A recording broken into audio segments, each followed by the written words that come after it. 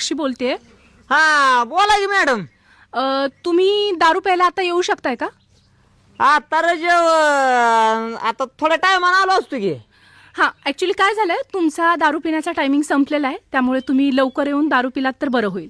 नाही येतो नाही काय अडचण.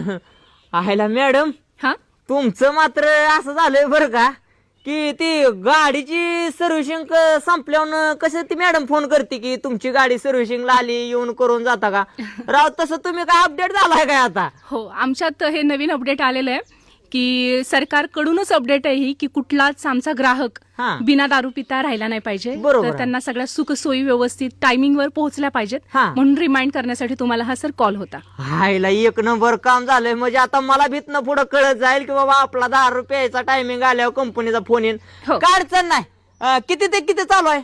आपलं पहाटे 5 वाजल्यापासून संध्याकाळी 11 वाजेपर्यंत सुरू आहे. चालतंय येऊन जा